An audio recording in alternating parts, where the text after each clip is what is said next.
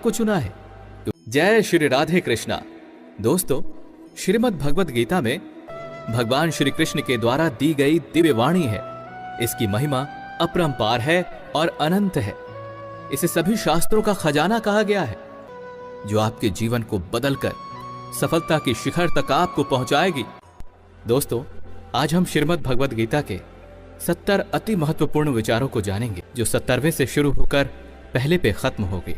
तो चलिए शुरू करते हैं। 70। यदि कोई आपसे बड़ा है, चाहे वो आपका अपना भी हो सकता है, तो उसका आपके प्रति गलत व्यवहार कभी भी बर्दाश्त नहीं करना चाहिए, क्योंकि हम अपने मन में उठ रहे ज्यादातर तकलीफों को सहते रहते हैं, ये सोच करके कि ये तो मुझसे बड़ा है, ये मेरा अपना है, इन्हें कैसे हम कुछ कह सकते हैं। और यदि हम कुछ कह देते हैं तो कहीं ऐसा ना हो कि वो रिश्ता ही समाप्त ना हो जाए। लेकिन स्वयं विचार कीजिए, आप उस इंसान को कैसे अपना मान सकते हैं जो आपकी तकलीफों का कारण हो। असल में अपना तो वही होता है जो हमें तकलीफ देने के बजाय हमारी तकलीफों को ही दूर कर देता है। कोई भी आपका फायदा उठाकर चला जाए या कोई भी आप पर जुल्म करे, ऐसा होने नहीं देना है, क्योंकि हम जितना सहते रहेंगे, लोग उतना ही हमें सहने के लिए और भी ज्यादा मजबूर करते चले जाएंगे। गीता के पहले अध्याय में इसी बात का तो जिक्र है। पहले अध्याय का नाम है अर्जुन विषाद योग, जिसमें अर्जुन अपने मन की दुविधा, मन के विषाद को भगवान श्री कृष्ण के सामने रखते हैं और कहते हैं कि हे केशव, मैं कौरवों से कैसे युद्ध कर सकता हूं? ये सभी तो मेरे लिए अपने ही हैं। पितामह भीष्म, गुरु द्रोणाचार्य, ये दोनों मेरे लिए पूजनीय हैं। अपने गुरुजनों को मारने से अच्छा है कि मैं भिक्षा मांगकर अपना गुजारा करूं। और जहां तक कौरवों की बात है, जो सभी धृतराष्ट्र के पुत्र हैं, वो सभी मेरे अपने भाई ही तो हैं, और इन सभी को मारने से अच्छा होगा कि मैं सन्यासी बन जाऊं। इस पर भगवान श्री कृष्ण अर्जुन को समझाते हैं कि हे अर्जुन, यहां ना तो कोई अपना है और ना ही कोई पराया है। जो अधर्मी है उसके साथ तुम्हें युद्ध करना ही चाहिए, और यही कर्म तुम्हें मुक्ति दिलवा सकता है।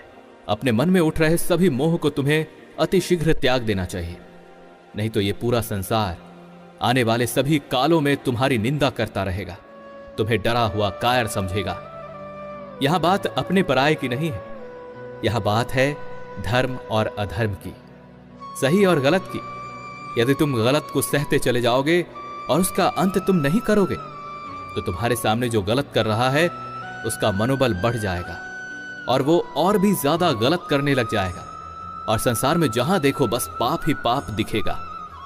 इसलिए बेहतर यही है कि तुम अपने मन में उठ रहे मोह के बंधनों को तोड़ दो और उन अधर्मियों के साथ युद्ध करो, ताकि पुनः धर्म की स्थापना हो सके। मित्रों, महाभारत के युद्ध में एक और प्रसंग आता है कि जब अभिमन्यु की मृत्यु हो जाती। आपको तो पता ही होगा कि अभिमन्यु अर्जुन के पुत्र थे। तो अपने पुत्र की मृत्यु के बाद अर्जुन बहुत दुखी हो जाते हैं और बहुत ज्यादा रोने लग जाते हैं। रोते रोते भगवान श्री कृष्ण से कहते हैं, हे भगवान, मुझसे ये दुख अब सहा नहीं जाता। मुझे ऐसा लग रहा है कि मैं स्वयं को समाप्त ही कर दूं। इस पर भगवान श्री कृष्ण अर्जुन को सही ज्ञान देने के लिए उसे आत्माओं के लोक में लेकर चले जाते हैं, और वहां अर्जुन देखता है कि उसका अपना पुत्र अभिमन्यु, वो तो बड़े आनंद से बैठा हुआ है, क्योंकि अभिमन्यु ने क्षत्रिय होने का उचित कर्म किया है और इसी कारण उसे उत्तम पद की प्राप्ति हुई है। अर्जुन अपने पुत्र अभिमन्यु को देखकर रोने लग जाता है। अर्जुन बहुत ज्यादा प्रसन्न था और उसकी आंखों में प्रसन्नता के आंसू छलक आए, और उसने अभिमन्यु को गले से लगा लिया और कहने लगा, पुत्र अभिमन्यु, तुम्हारे जाने के बाद से मेरे जीवन से सारी आशाएं ही खत्म हो गई हैं। मैं तुम्हारे बिना कैसे जी सकता हूं? इस पर अभिमन्यु को बहुत ही आश्चर्य हुआ और कहने लगा, आप कौन हैं? अर्जुन कहता है, तू मेरा पुत्र है और मैं तेरा पिता हूं। तो अभिमन्यु कहता है, यहां कौन पिता कौन पुत्र? यहां तो मेरे हजारों जन्म हो चुके हैं। किसी जन्म में आप मेरे पिता बन जाते हैं तो मैं आपका पुत्र बन जाता हूं, और किसी जन्म में मैं आपका पिता बन जाता हूं और आप मेरे पुत्र बन जाते हैं। क्योंकि यह तो आत्माओं का लोक है, यहां ना तो कोई मरता है और ना ही कोई जीता है। इसलिए यहां ना तो कोई पिता होता है और ना ही कोई पुत्र, और मैं आपको तो बिल्कुल भी नहीं पहचानता। अर्जुन को बहुत ही आश्चर्य हुआ कि उसका अपना पुत्र अपने पिता को पहचानने से इनकार कर रहा है। यह देखकर अर्जुन का सारा मोह ही समाप्त हो गया। 69। इस संसार को छोड़कर जो चला गया है उसके लिए कभी भी दुख और पश्चाताप हमें नहीं करना चाहिए। 68 दिए का जीवन इसलिए सम्मान के योग्य नहीं है कि वो जलता है, बल्कि वो दिया सम्मान के योग्य इसलिए है क्योंकि वो दूसरों के लिए स्वयं को जलाता है और दूसरों से जलता नहीं है।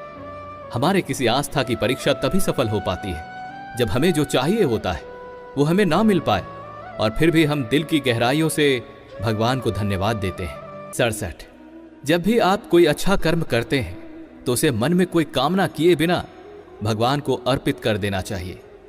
हमें किसी भी प्रकार का भाव अपने मन में नहीं रखना चाहिए। इस संसार में सब कुछ अनित्य है। अनित्य क्या होता है? अनित्य यानी कि सब कुछ हमेशा के लिए नहीं रहने वाला, यानी कि पाप और पुण्य भी अनित्य है। हालांकि पाप और पुण्य में थोड़ा अंतर है, क्योंकि यदि हमारी इच्छा नहीं है कि हमें पुण्य का फल मिले तो हम उस फल को अस्वीकार कर सकते हैं। इसके लिए हम स्वतंत्र हैं। इसलिए हम जो भी अच्छे कर्म करते हैं, पुण्य कर्म करते हैं, सत्कर्म करते हैं, उन्हें हमें प्रभु को समर्पित कर देना चाहिए। 66 दैवीय शक्तियां भी उन लोगों के लिए ही केवल सहायक होती हैं जो मेहनती होते हैं, आलसी और निठल्ले लोगों के लिए नहीं। 65 इस संसार में त्याग और परोपकार से बढ़कर कोई भी सुख नहीं। इस ज्ञान को हर हाल में हमें अपने आचरण में लाना होगा। किसी प्यासे को पानी पिलाकर देखिए, किसी अंधे को सड़क पार कराकर देखिए, लोगों से मधुर व्यवहार करके देखिए। वैसे तो इससे आपको धन की हानि तो नहीं होगी, बल्कि इससे आपको असीमित सुख की प्राप्ति होगी। 64 यदि आप चाहते हैं कि आपके जीवन में आपके साथ केवल अच्छी चीजें ही हों, तो दूसरों के लिए अच्छा सोचना शुरू कर दीजिए, क्योंकि यदि आप दूसरों के लिए अच्छी चीजें सोचते हैं तो वही अच्छी चीजें वापस से जीवन में भी आपको मिलती है। ऐसा क्यों? तो ऐसा इसलिए कि आप क्या हैं, इससे आपकी वैल्यू डिसाइड नहीं होती, बल्कि आपकी वैल्यू इससे डिसाइड होती है कि आप क्या बनने में सक्षम हैं। 63 आपको हमेशा कुछ ना कुछ सीखते रहना चाहिए और साथ ही आत्मचिंतन और मनन करना चाहिए, क्योंकि भगवान जब आपके लिए सफलता के दरवाजे खोलते हैं ना, तो फिर खुशियों का नया दौर शुरू हो जाता है। 62 इस संसार में केवल ज्ञान ही एक ऐसा तत्व है जो कभी नष्ट नहीं होता। हर हाल में और किसी भी काल में वो ज्ञान मनुष्य का साथ कभी नहीं छोड़ता। चाहे वो कोई काल हो या कोई भी परिस्थिति, जिस तरह से मौसम बदलता है उसी तरह से जीवन में सुख और दुख का आना जाना लगा रहता है। 61 किसी व्यक्ति को किसी भी चीज की अति नहीं करनी चाहिए, क्योंकि किसी भी चीज का हद से ज्यादा होना हमेशा नुकसानदेह होता है। उदाहरण के लिए, हद से ज्यादा आराम का होना आपको आलसी बना सकता है। हद से ज्यादा यदि आप खाते हैं तो वो आपको बीमार बना देता है, और बहुत ज्यादा आप भूखे रहते हैं तो भी वो आपको कमजोर बना देती है। इसलिए जीवन में इन सभी चीजों को संतुलन में बनाए रखना चाहिए। किसी के पास कितनी भी शक्तियां क्यों ना हो जाए, लेकिन सत्य और ईश्वर जिसके साथ खड़ा हो जाए, उसे दुनिया का कोई भी शक्तिशाली ताकत उसे हरा नहीं सकता। क्योंकि अर्जुन धर्म युद्ध तो लड़ रहे थे, लेकिन अर्जुन की जीत इसलिए होती है क्योंकि भगवान श्री कृष्ण उनके साथ थे। भगवान श्री कृष्ण उन्हीं का साथ देते हैं जो धर्म के पक्ष में होता है। इसलिए इस संसार के सभी मनुष्यों को हमेशा धर्म के मार्ग पर चलना चाहिए। अर्जुन भले युद्ध करना नहीं चाहता था, क्योंकि वो ऐसा नहीं चाहता था कि उसके कारण उसके पितामह और उसके गुरुजन की हत्या हो, लेकिन श्री कृष्ण ने उसे ज्ञान दिया। श्री कृष्ण कहते हैं, यहां पर बात तुम्हारे अपने पराये की नहीं है, यहां पर बात तुम्हारे अधिकारों की है, क्योंकि तुम्हें यह स्मरण में होना चाहिए कि भरी सभा में द्रौपदी के साथ किस तरह से अपमान हुआ था, और इस अधर्म को सहा नहीं जा सकता, क्योंकि गलत सहना भी पाप ही होता है, फिर वो गलत करने वाला अपना ही क्यों ना हो। 60 जो भी खेल आप हार जाते हैं उसे दोबारा तो खेला जा सकता है, लेकिन यदि आप अपने मन से ही हार जाते हैं तो उसे जीता नहीं जा सकता। 59 जीवन यापन के लिए आवश्यक सभी चीजें भगवान ने हमें पहले से ही दे रखी हैं, लेकिन जो लोग आलसी और कामचोर होते हैं उस चीज को हासिल नहीं कर पाते। भगवान ने लोगों को असीमित शक्ति, बुद्धि और पुरुषार्थ दे रखा है, जिसका उपयोग कर वो क्या नहीं हासिल कर सकता। 58 बहते हुए पानी को अगर अपनी मुट्ठी में करना चाहोगे तो वो छूट जाएगा, तो उसे केवल बहने दीजिए, तो आप देखेंगे कि वो अपना रास्ता खुद ही बना लेता है। कभी कभी जब आप अपनी परिस्थिति को समझ नहीं पाते हैं कि आखिर ये क्यों हुआ है, कैसे हुआ है और किस लिए हुआ है, तो आपको उस वक्त अपने मन को शांत रखना है और अपने जीवन में होने वाली हर चीज का निरीक्षण करना है। तो आप पाएंगे कि समय आने पर आपका जीवन अपना मार्ग खुद ही बना लेगा। 57 आखिर सबसे बड़ी संपत्ति क्या है? तो आपका हंसता हुआ मन और आपका हंसता हुआ चेहरा, यही आपकी सबसे बड़ी और सबसे सच्ची संपत्ति है। 56 आप अपने सामने खड़े किसी इंसान की उम्र और उसकी बुद्धि से उसके मन में चल रहे बातों को आप पता नहीं लगा सकते। मन की बात केवल प्रेम और सहानुभूति की सहायता से ही ज्ञात किया जा सकता है। 55 आज हम वर्तमान में जो कुछ भी हैं वो हमारे पिछले कर्मों का ही परिणाम है और यही नियति है, और हम जो भी बनना चाहते हैं या जिस भी क्षेत्र में हम आगे बढ़ना चाहते हैं उसमें हमारे पुरुषार्थ की अहम भूमिका होती है। ईश्वर ने आपको अनुकूल वातावरण दिया है और प्रतिकूल भी, और यह आप पर निर्भर करता है कि आप अपनी बुद्धि का किस तरह से इस्तेमाल करते हैं ताकि उन परिस्थितियों से निपटा जा सके। 54 यदि आप चाहते हैं कि आप हर स्थिति में पॉजिटिव बने रहें तो आप खुद से सवाल करें कि क्या आप मानसिक रूप से हर स्थिति में पॉजिटिव बने रह पाते हैं। 53 जब कभी परिस्थितियां आपकी विपरीत हो तब एक लंबी और गहरी सांस लीजिए। इससे होगा कि आपका सारा ध्यान आसपास की बुरी बातों से हटकर सांसों पर केंद्रित हो जाएगी। 52 आपको खाली नहीं बैठे रहना है, आपको अपनी पसंद का कोई भी कर्म करते रहना चाहिए, क्योंकि जिनका दिमाग खाली होता है वो दिमाग शैतान का घर हो जाता है। 51 धर्म का आचरण करने वाले व्यक्ति अपने आदर्श जीवन को नैतिकता की ओर ले जाते हैं। 50 किसी व्यक्ति से छल करके उससे छीनने का प्रयास नहीं करना चाहिए, इससे आपने आज तक जितने भी पुण्य कमाए हैं वो सभी नष्ट हो जाएंगे और अंततः आप पाप के भागीदार बन जाएंगे। गरुड़ पुराण में भी ये बात कहा गया है कि किसी भी व्यक्ति द्वारा किए गए बुरे कर्मों का फल उसके जन्म से मृत्यु तक उसे मिलने वाले दुखों का कारण बन जाता है। हमारे द्वारा किया गया कोई भी कर्म अच्छे कर्म की गिनती में कब आता है? इसके लिए हमें यह ध्यान देने की आवश्यकता है कि किसी भी कर्म का अच्छा बनने के लिए उसका सबसे पहला पड़ाव क्या था।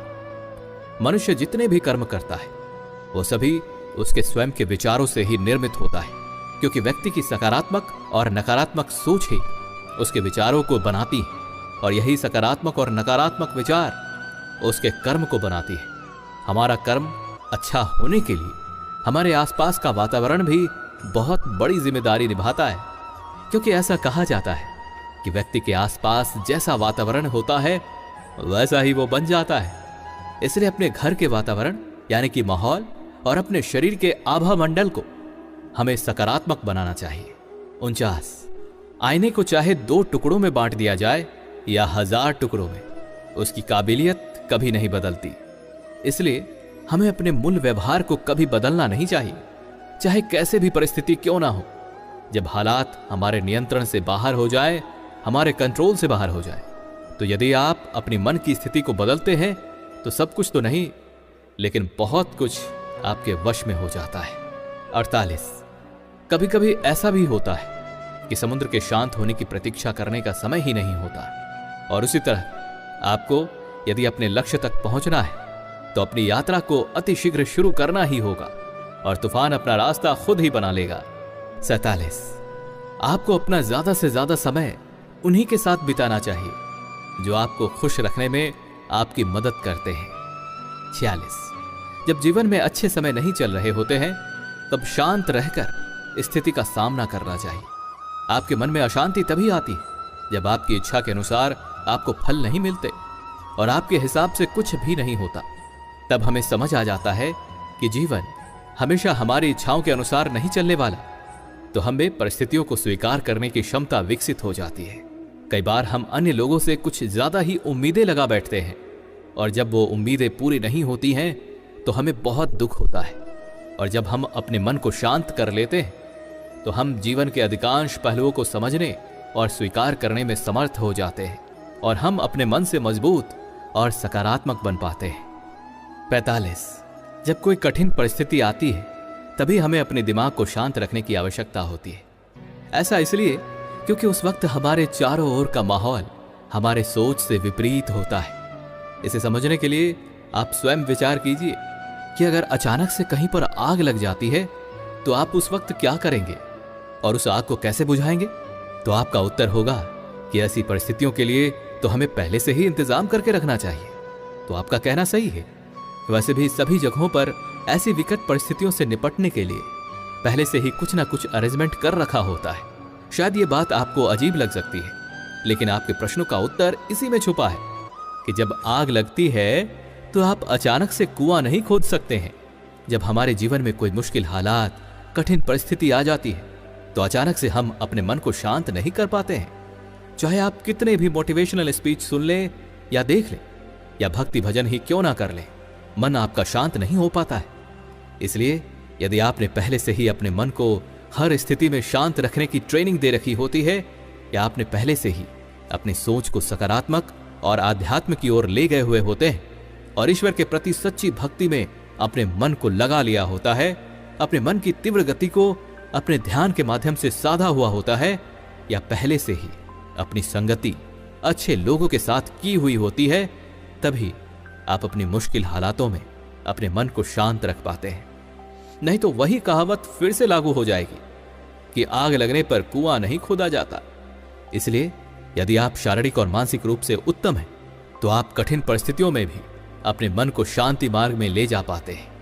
वहीं जो लोग कठिन परिस्थितियों में भी केवल अपने हाथ पर हाथ धरे बैठे रह जाते हैं, वे अपने मन को शांत नहीं रख पाते और यही कारण है कि वो अपनी स्थिति को भी बदल नहीं सकते।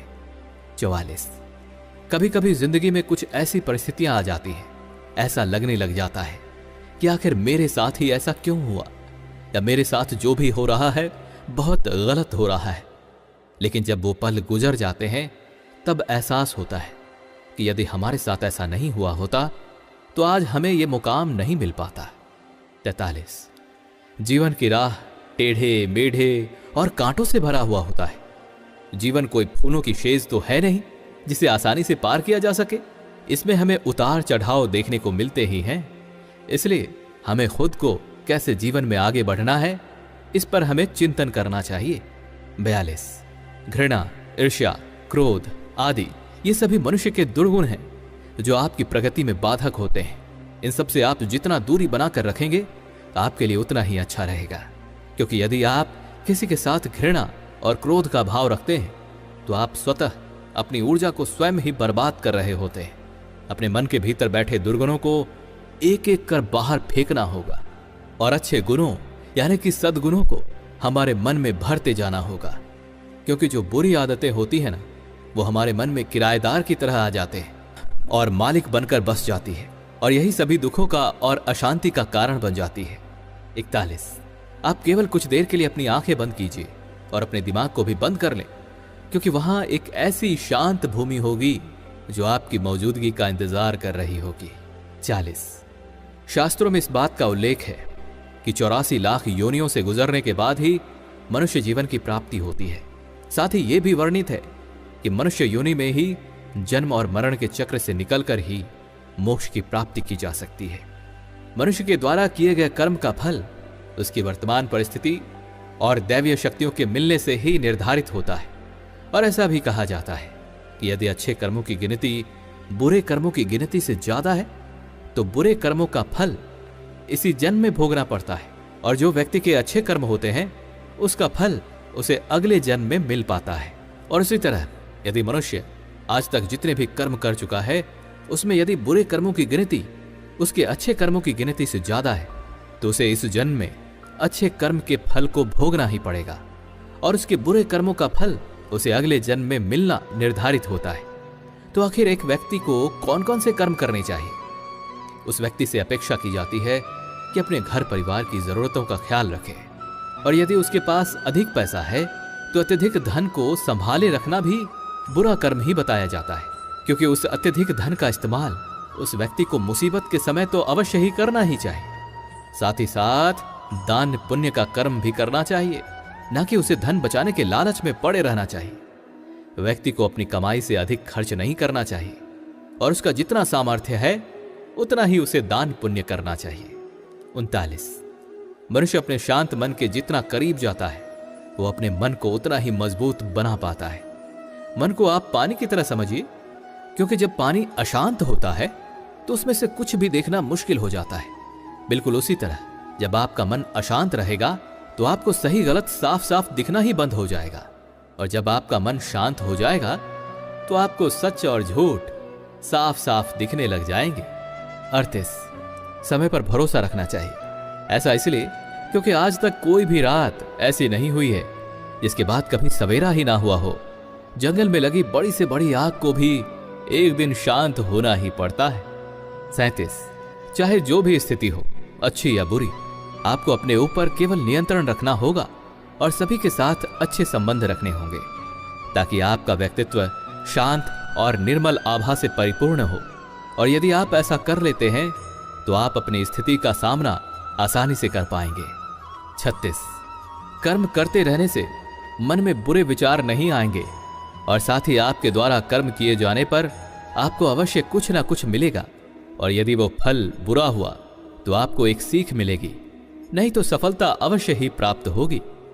35, भय और अधूरी इच्छाएं ही सभी दुखों की जड़ है। मनुष्य जीवन पर्यंत अपनी आजीविका के संघर्ष में उलझा रहता है और मेरा तेरा में ही फंसा रहता है। 34, संपूर्ण सृष्टि की रचयिता ईश्वर है और हम सभी उनकी संतानें हैं। 33, कौन क्या कर रहा है, क्यों कर रहा है और कैसे कर रहा है, किस लिए कर रहा है, इस बात पर हमें ध्यान नहीं देना चाहिए, क्योंकि वो व्यक्ति यदि आपके इन प्रश्नों का उत्तर दे देता है तो केवल उतना ही सुन लें, उसके आगे और ज्यादा जानने की आपको आवश्यकता नहीं है। 32, कर्म का सिद्धांत बहुत ही सुंदर ढंग से समझाया गया है। कर्म का वास्तविक अर्थ होता है क्रिया या कार्य का करना, जिससे अन्य प्रतिक्रियाएं या परिणाम का जन्म होता है। मनुष्य के अच्छे कर्म उस पर अच्छे प्रभाव डालते हैं और उसके बुरे कर्म उसे दुख देते हैं। इसी तरह कर्म का संबंध भौतिक युग से ही नहीं बल्कि हमारे विचारों, शब्दों और कार्यों से भी होता है।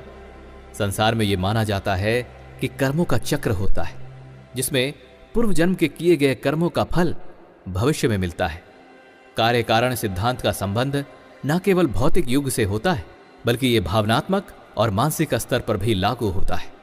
और उसी कार्य कारण का संबंध हमारी सोच, विचारों और हमारे द्वारा बोले गए शब्दों से होता है, क्योंकि असल में हम अपने विचारों के आधार पर ही हम किसी कार्य को करते हैं और जिसका परिणाम निकल कर आता है, और वो परिणाम हमारे कार्य को प्रभावित करता है। शब्दों का भी महत्वपूर्ण योगदान होता है। हमारे शब्दों के माध्यम से हम अपने विचारों को और अपनी भावनाओं को व्यक्त कर सकते हैं, जिससे दूसरों को प्रभावित किया जा सकता है। इस प्रकार हमारे सोचने, विचारों और शब्दों का भी कार्य कारण सिद्धांत से गहरा संबंध बन जाता है, जो हमारे कर्मों को समझने और उसे सुधारने में मदद करता है और सही मार्ग पर ले जाता है। बहुत बार हम कुछ ऐसा काम करते हैं जो हम करना तो नहीं चाहते, लेकिन वो पिछले जन्म के कर्मों के आधार पर निर्धारित होता है, और यही कारण है कि वो कार्य किसी न किसी माध्यम से अंततः पूरा हो ही जाता है। और जैसे पूर्व जन्म का चक्र समाप्त होता है तो कुछ मनुष्य को उसी समय मोक्ष मिल जाता है। 31, भगवान श्री कृष्ण कहते हैं कि मनुष्य को हमेशा बुराइयों से दूर रहना चाहिए। ऐसा क्यों? ऐसा इसलिए क्योंकि यदि वो अपने जीवन में कोई भी बुरा कर्म करता है तो उससे मिलने वाले बुरे परिणाम को उसे जीवन में आज नहीं तो कल भोगना ही पड़ता है। ये बिल्कुल उसी तरह होता है जैसे कोई बछड़ा सैकड़ों गायों के झुंड में अपनी मां को खोज ही लेता है। बिल्कुल उसी तरह जो आपके कर्म का फल है ना, वो अवश्य ही आज नहीं तो कल आपको ढूंढ ही लेगा। 31, भगवान श्री कृष्ण कहते हैं कि मनुष्य को हमेशा बुराइयों से दूर रहना चाहिए। ऐसा क्यों? ऐसा इसलिए क्योंकि यदि वो अपने जीवन में कोई भी बुरा कर्म करता है तो उसे मिलने वाले बुरे परिणाम को उसे जीवन में आज नहीं तो कल भोगना ही पड़ता है। ये बिल्कुल उसी तरह होता है जैसे कोई बछड़ा सैकड़ों गायों के झुंड में अपनी मां को खोज ही लेता है। बिल्कुल उसी तरह जो आपके कर्म का फल है अवश्य ही आज नहीं तो कल आपको ढूंढ ही लेगा। 30, किसी पर विश्वास इतना ही करना चाहिए कि जब भी वो आपको धोखा देने की सोचता हो तो उस समय वो खुद को दोषी समझे, और किसी से प्रेम इतना ही करना चाहिए कि सामने वाले के मन में ये डर बना रहे कि वो आपको कहीं खो ना दे। 29, भविष्य की चिंता और डर अक्सर हमें वर्तमान के समय को जीने नहीं देती। इस तरह की समस्याओं में उलझकर हम अपने वर्तमान को ही बिगाड़ लेते हैं और उसका आनंद नहीं ले पाते हैं। इसके अलावा भविष्य की चिंताओं से हम प्रेय मार्ग की ओर प्रवृत्त हो जाते हैं। प्रेय मार्ग क्या होता है? प्रेय मार्ग का अर्थ होता है अधीनता, संकोच और सांसारिक भोगों से संबंधित मार्ग। और प्रेय मार्ग में प्रवृत्त हो जाने से हम अपने श्रेय मार्ग यानी कि उच्च आदर्श, आत्मा की शुद्धि और साधना के मार्ग को छोड़ देते हैं। इसलिए यह अत्यंत महत्वपूर्ण है कि हम अपने वर्तमान को जिएं और भविष्य की चिंता को छोड़ दें। जिस मार्ग में दुख के सिवा कुछ है ही नहीं, उस मार्ग पर चलने वाले लोग शाश्वत सत्य यानी कि मृत्यु को भी नकारने लग जाते हैं और नैतिक और अनैतिक दोनों तरीकों में फंसकर अपने भविष्य के लिए संग्रह में लगे रहते हैं। जब हम लोभ, मोह और स्वास्थ्य से ऊपर उठ जाते हैं तभी हमें सच्चे सुख की अनुभूति हो पाती है। सच्चा सुख केवल त्याग की राह पर चलकर ही प्राप्त किया जा सकता है। 28, अपने स्वभाव और अपनी आदतों का हमेशा विश्लेषण करते रहना चाहिए। कहीं ऐसा तो नहीं कि आप किसी गलत दिशा में जा रहे हो, क्योंकि आत्मचिंतन ही वो आईना है जो आपको अपने स्वयं की बुराइयों को दर्शाता है। क्योंकि यदि कोई आपकी बुराई करता है तो आपको विश्वास नहीं होगा, लेकिन जब आप स्वयं का निरीक्षण करते हैं, आत्ममंथन करते हैं, तो आप अपनी बुराइयों को जान पाएंगे। इस तरह से आप आध्यात्म से जुड़कर आप स्वयं को श्रेष्ठ बना सकते हैं। क्योंकि जिस मनुष्य के जीवन में ना तो धर्म है ना ही भक्ति है, वो पशुवत जीवन जी रहा होता है। अशांति का कारण तो हमारी सोच ही है। 27, ऐसा कहना गलत होगा कि धैर्य का अर्थ प्रतीक्षा करने की क्षमता है, जबकि धैर्य का मतलब होता है शांत रहना। चाहे जो कुछ भी हो, हमें अपने धैर्य को सकारात्मक विकास के अवसरों में बदलना होगा और ये मन में विश्वास रखना होगा कि जब आप प्रतीक्षा कर ही रहे हैं तो अंत में सब कुछ ठीक हो ही जाएगा। जब आपको स्वयं की आंतरिक शक्ति का आभास होता है तो आपको पता चलता है कि आप वास्तव में कौन हैं। आपकी शक्तियां, आपकी कमियां, आपकी इच्छाएं आपको औरों से अलग बनाती है।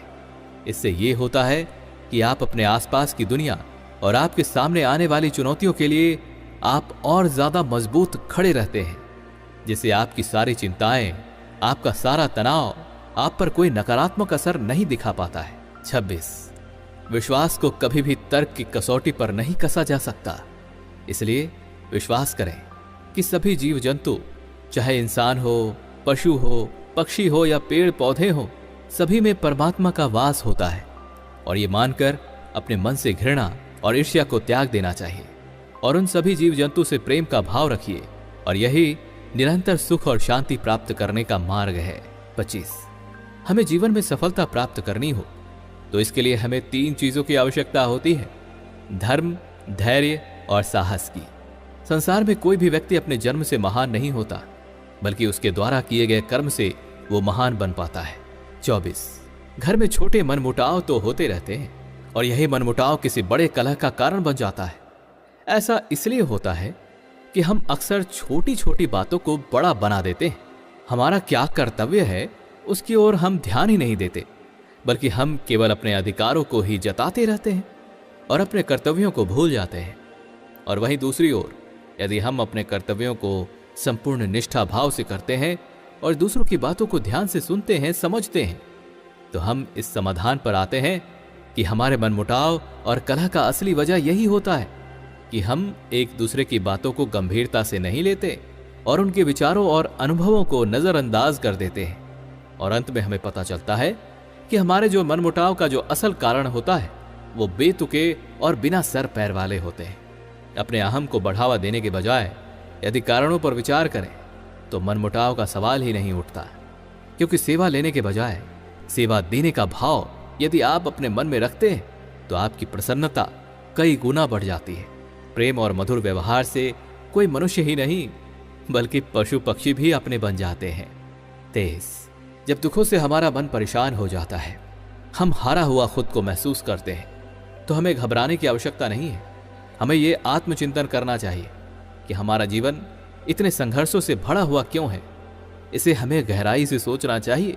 वैसे लोग तो ये भी कह देते हैं कि इसके अगले पिछले कर्म में कोई दोष होगा, तभी तो इसे इतना दुख मिल रहा है।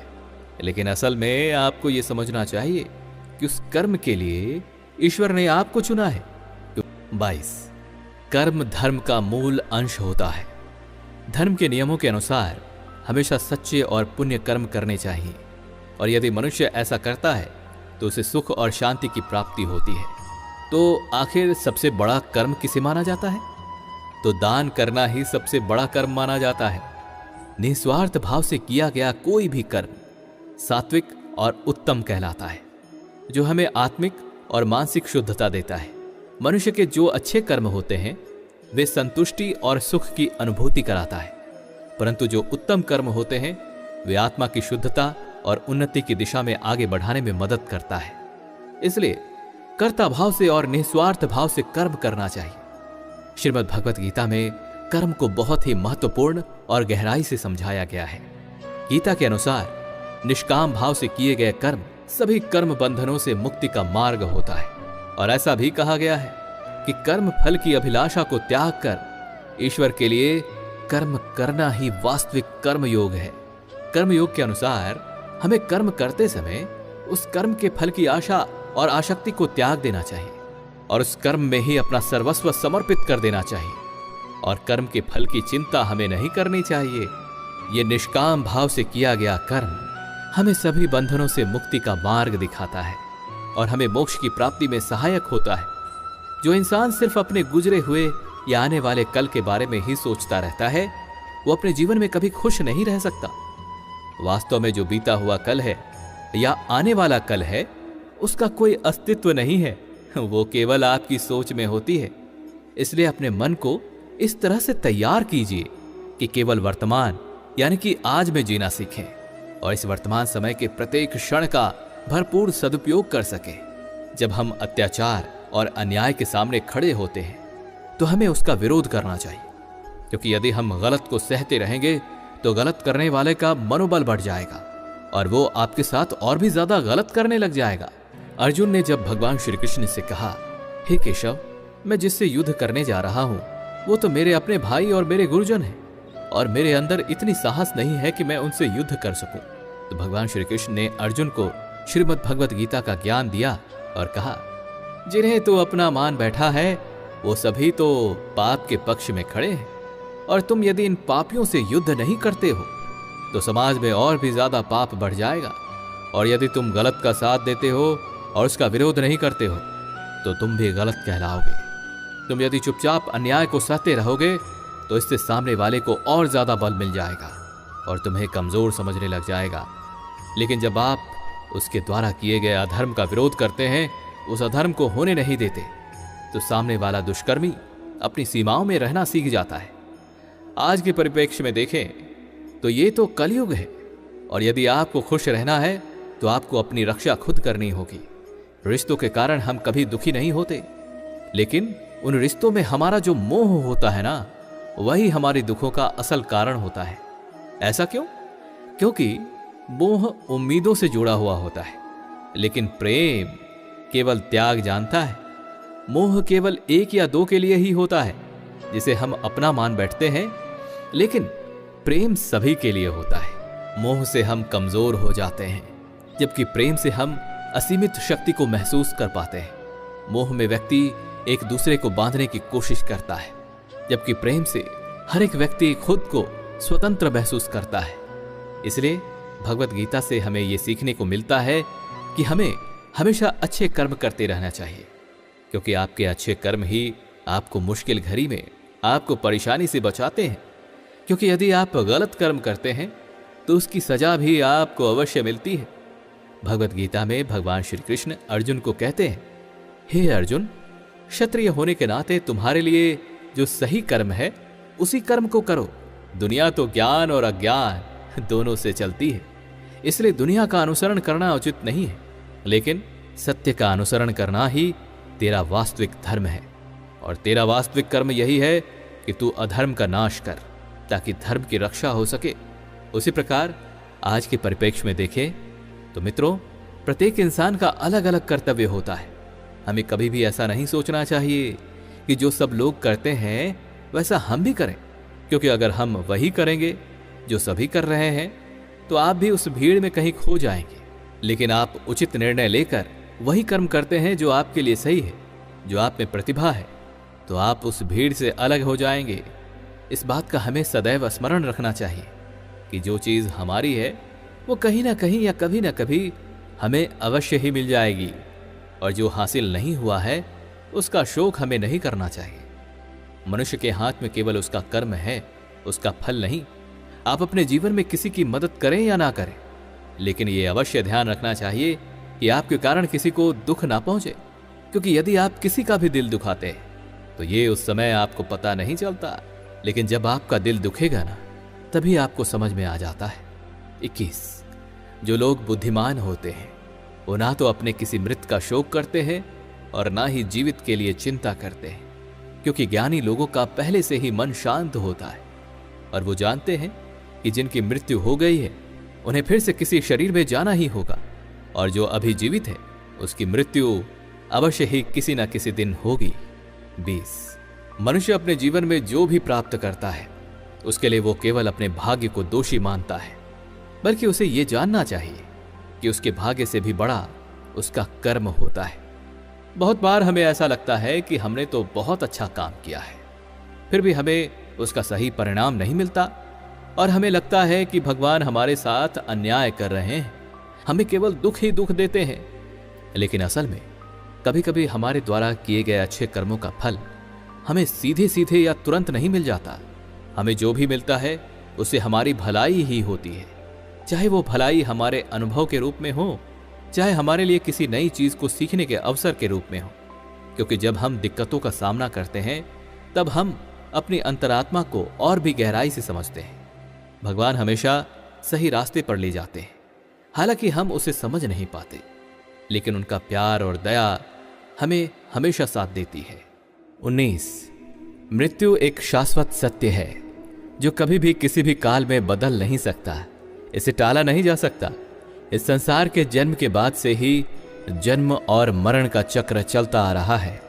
जिस तरह से लोग पुराने कपड़े को त्याग कर नए कपड़े पहनते हैं, बिल्कुल उसी तरह आत्मा पुराने और व्यर्थ हो चुके शरीर को त्याग कर नए शरीर को धारण करती है। यह संसार का नियम है, और इस सच्चाई को जो भी निडरता के साथ स्वीकार करता है और केवल वर्तमान में ही जीने का आनंद लेता है, वो सभी समस्याओं से दूर हो जाता है, सभी चिंताओं से दूर हो जाता है।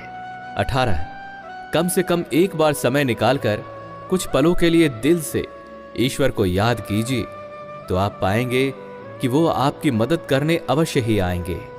17 किसी पेड़ के नीचे भगवान की टूटी हुई मूर्ति को देखकर ये बात साफ हो जाती है कि हमें हर हाल में, चाहे हमारी परिस्थिति कितनी ही खराब क्यों ना हो, पर कभी भी हमें खुद को टूटने नहीं देना चाहिए, क्योंकि ये दुनिया भगवान की मूर्ति के टूट जाने पर घर से निकाल सकता है, तो हमारी औकात ही क्या रह जाती है।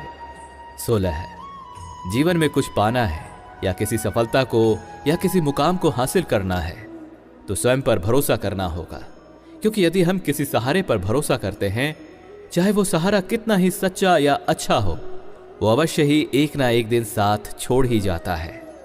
15 आप अपने जीवन में कभी अकेले नहीं चलते। वो कैसे?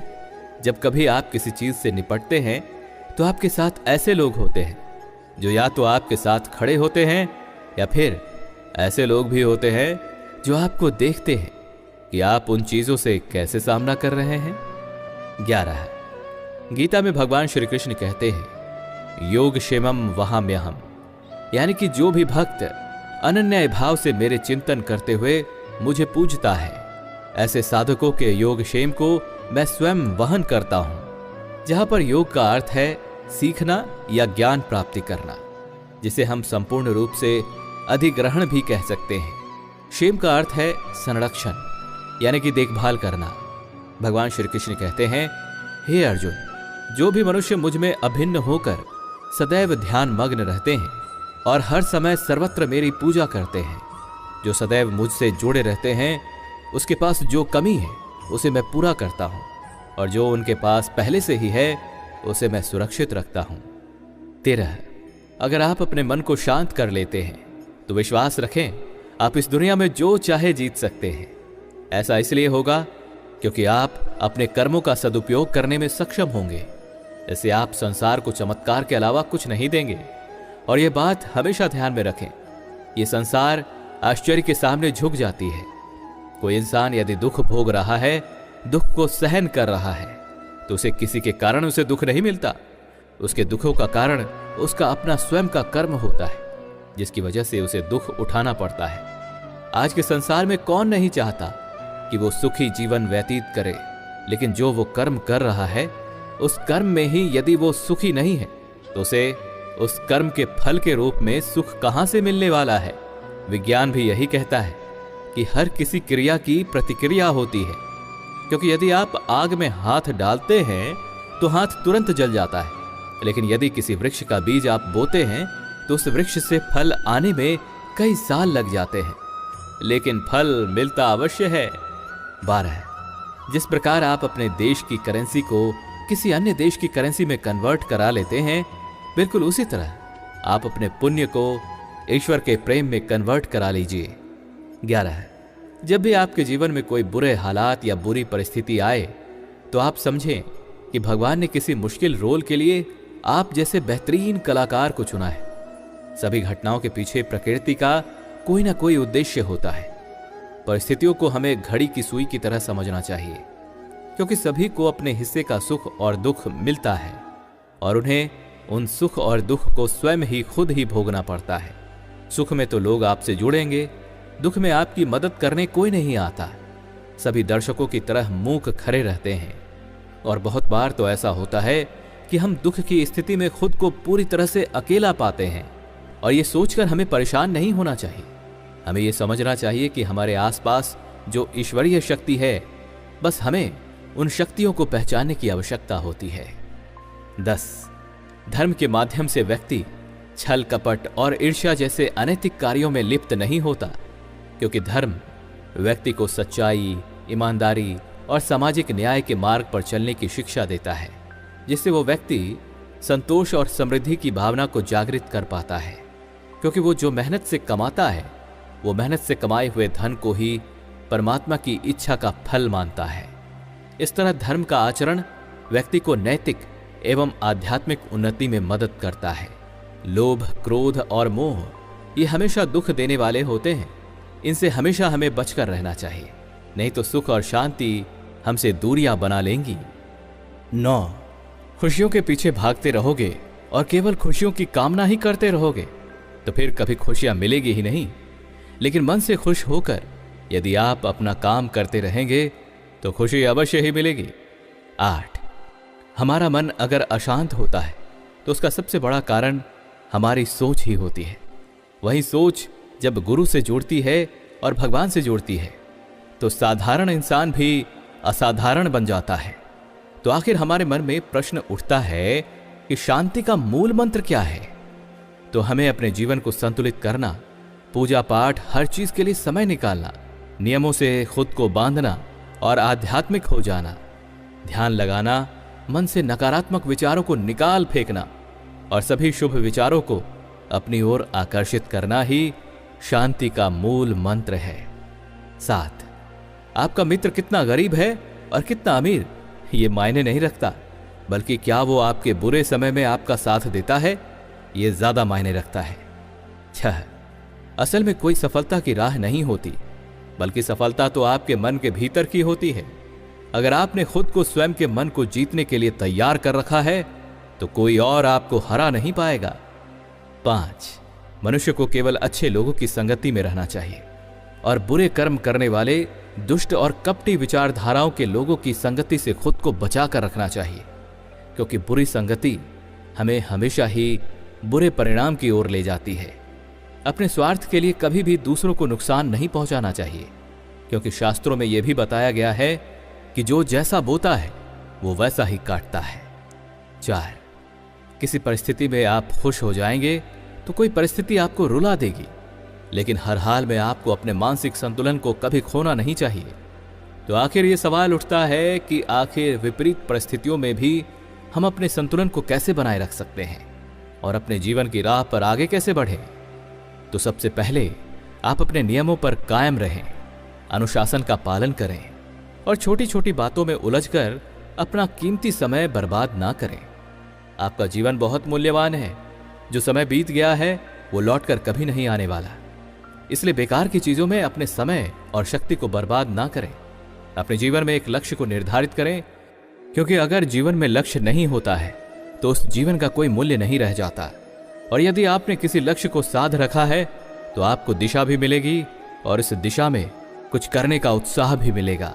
3, भगवान श्री कृष्ण कहते हैं, यदि आप किसी जीव को नुकसान पहुंचाते हैं, कष्ट देते हैं और आप सोचते हैं कि आप खुश हो जाएंगे, तो ऐसा नहीं होने वाला। ऐसा इसलिए क्योंकि भगवान श्री कृष्ण इस संपूर्ण जगत के स्वामी हैं। उनका निवास सृष्टि के कण कण में है। चाहे वो छोटा सा छोटा जीव ही क्यों ना हो, उस जीव के हृदय में ईश्वर वास करते हैं। इसलिए यदि आपके कारण उस जीव को कोई कष्ट होता है तो ये परमेश्वर को भी कष्ट का अनुभव करवाता है। और यही कारण है कि किसी भी जीव को यदि हम कष्ट देते हैं तो वो ईश्वर को कष्ट देने के बराबर होता है। 2, इस दुनिया में सबसे बड़ा पाप क्या है? तो इस दुनिया में सबसे बड़ा पाप स्त्री का अपमान करना बताया गया है, क्योंकि स्त्री को सृजनकर्ता का दर्जा प्राप्त है। और यदि कोई व्यक्ति किसी स्त्री का अपमान करता है तो वो सबसे बड़ा पाप का भोगी बन जाता है, क्योंकि द्रौपदी का अपमान ही महाभारत जैसे युद्ध का कारण बना था। पुण्य का मतलब क्या होता है?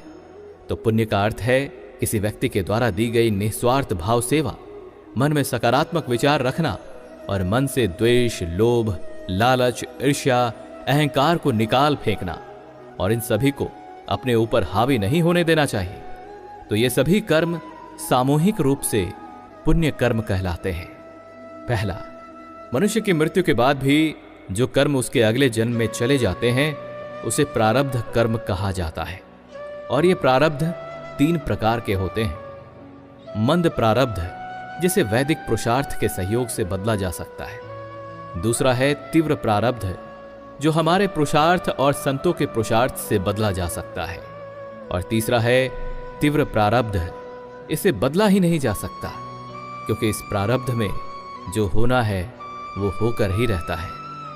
तो मित्रों, जो भी मनुष्य श्रीमद् भगवद गीता के इन विचारों को सीखकर अपने मन मस्तिष्क में बिठा लेता है और प्रतिदिन सुबह में जागने के बाद या रात में सोने से पहले सुनता है, तो वो अपनी जिंदगी में आने वाले सभी परिस्थितियों को स्थिरता के साथ पार कर सकता है और जीवन में आने वाले सभी दुख और मुश्किल के घड़ी में स्वयं को शांत रख सकता है।